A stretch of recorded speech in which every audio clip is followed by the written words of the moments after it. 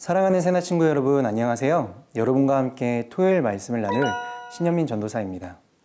우리가 함께 나누고 있는 신명기의 말씀을 통해서 하나님께서 지속적으로 이스라엘에게 당부하고 계시는 것이 있다면 바로 거룩, 구별됨입니다.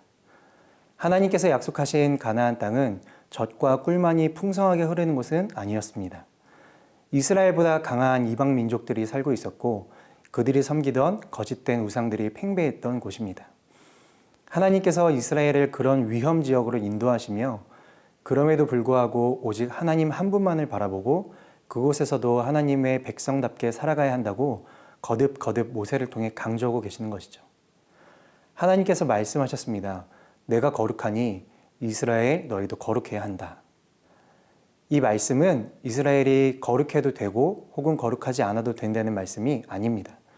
이스라엘이 선택하는 문제가 아니라는 거예요. 거룩은 하나님의 명령입니다. 거룩은 이스라엘의 의무입니다. 이스라엘의 존재 자체가 하나님의 거룩하심을 보여주는 삶이어야 한다는 것이죠. 그들의 일상생활, 하나님께 드리는 예배, 습관이나 문화 속에서 하나님이 택하신 백성으로서의 순결한 모습을 그들은 가져야만 했습니다. 오늘 말씀은 부부관계와 성에 대해서 말씀합니다. 과연 어떤 모습이 성을 통해 하나님의 거룩하심을 드러내는 모습일까요? 오늘의 주제는 몸도 마음도 순결하게입니다. 오늘의 말씀은 신명기 22장 13절에서 30절입니다. 만약 한 남자가 아내를 얻었는데 잠자리를 같이 한 뒤에 그가 싫어져서 내가 이 여자와 결혼해서 잠자리를 같이 했는데 처녀인 증거를 볼 수 없었다라며 비방하고 누명을 씌운다면 그 여자의 부모는 그 처녀가 처녀인 증거를 성문에 있는 그 성 장로들에게 가져가야 할 것이다. 누명을 쓴 여자의 아버지는 장로들에게 말하라. 내가 내 딸을 이 사람과 결혼시켰는데 그가 내 딸을 좋아하지 않습니다. 지금 그가 내 딸을 비방하며 내가 당신 딸이 처녀인지 알 수 없었다 라고 말하지만 여기 내 딸이 처녀인 증거가 있습니다. 그리고 그 부모가 그 천을 그 성 장로들에게 보여주면 장로들이 그 사람을 데려다가 벌을 주어야 한다. 장로들은 그에게 은 100세겔을 물리고 그 돈을 그 여자의 아버지에게 주도록 하라.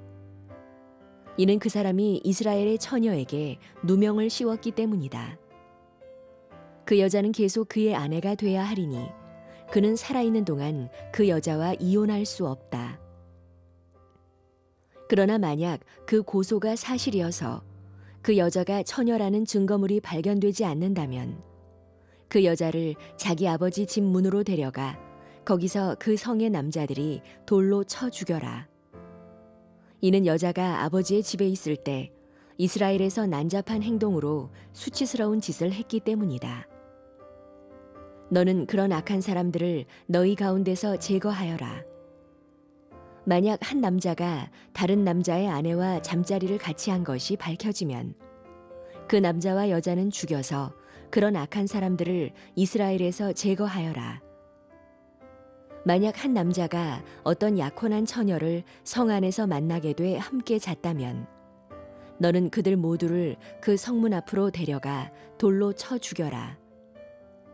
그 여자는 성 안에 있었는데도 도와달라고 소리 지르지 않았고 그 남자는 다른 남자의 아내를 범했기 때문이다. 너는 그 악한 사람들을 너희 가운데서 제거하여라. 그러나 한 남자가 들판에서 어떤 약혼한 여자를 만나 강간했다면 그 남자만 죽어야 할 것이다. 그 여자에게는 아무것도 행하지 마라. 그녀는 죽임당할 죄를 짓지 않았다.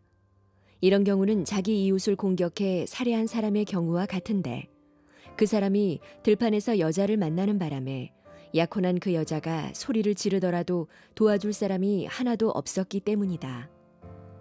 한 남자가 약혼하지 않은 여자를 만나 강간하다가 들켰다면 그는 그 여자의 아버지에게 은 50세겔을 지불해야 한다.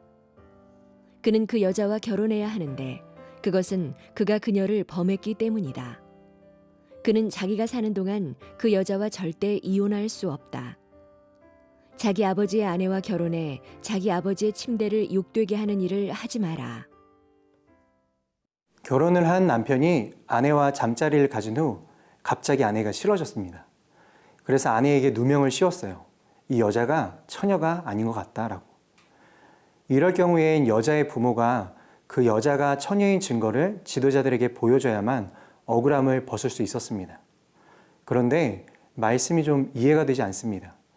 거짓말을 하고 누명을 씌운 건 남자인데 왜 여자가 자신이 처녀라는 증거를 대야 합니까?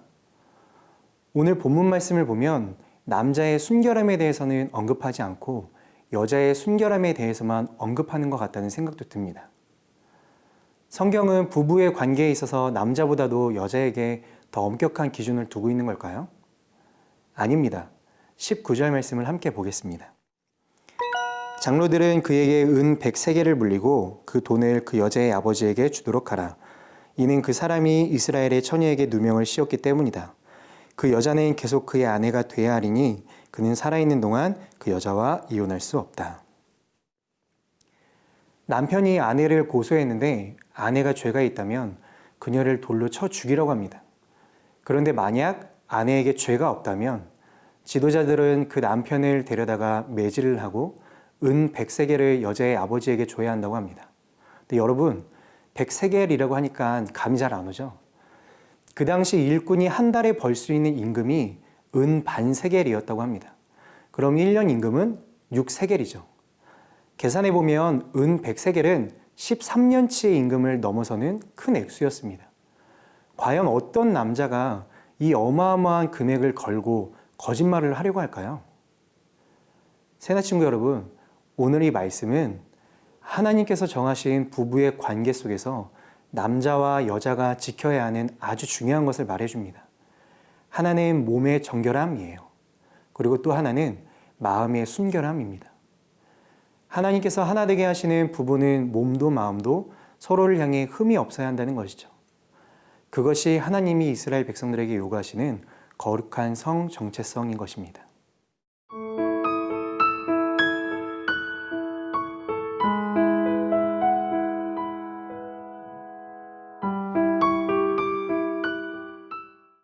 계속해서 하나님이 원하시는 이스라엘의 성 정체성에 대해 말씀하십니다. 22절 말씀입니다. 만약 한 남자가 다른 남자의 아내와 잠자리를 같이 한 것이 밝혀지면 그 남자와 여자는 죽여서 그런 악한 사람들을 이스라엘에서 제거하여라. 이미 가정이 있는 사람과 간통죄를 범한 사람은 남자든 여자든 죽이라고 말씀하십니다. 이뿐만이 아닙니다.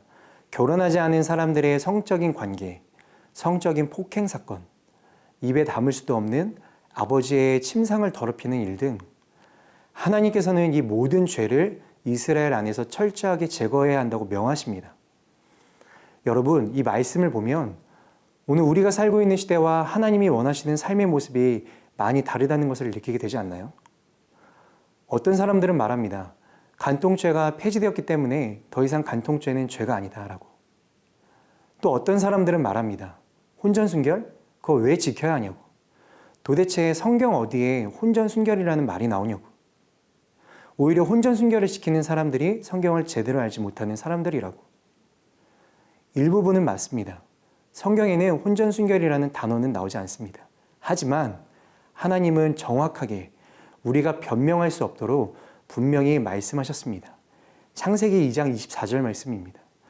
그러므로 남자가 자기 아버지와 어머니를 떠나 그 아내와 결합해 한 몸을 이루게 되는 것입니다. 라고. 오직 하나님께서 정해주신 부부의 관계만이 한 몸을 이루는 것을 허락받은 관계라는 것입니다. 사랑하는 새나 친구 여러분, 하나님의 자녀들이 가져야 하는 성 정체성은 바로 몸과 마음의 순결함입니다. 왜 이토록 하나님께서 부부의 관계를 철저하게 생각하시는지 아세요? 바로 한 몸을 이루는 부부의 관계가 머리 대신 예수님과 그의 몸된 우리, 그리스도인의 연합의 관계를 보여주기 때문입니다. 세상은 우리를 하나님의 거룩함에서 뜯겨져 나가도록 유혹하지만 세상의 방법에서 멀어지십시오. 순결함을 지키십시오. 그것이 오늘 우리에게 하나님께서 요구하시는 거룩함입니다. 함께 기도하겠습니다. 하나님 감사합니다. 오늘도 말씀을 통해 우리가 하나님의 마음을 듣습니다. 오늘 하루 우리의 몸도 마음도 순결하게 구별되어 하나님이 받으시기 합당한 삶이 될 수 있도록 인도해 주세요. 예수님의 이름으로 기도합니다. 아멘.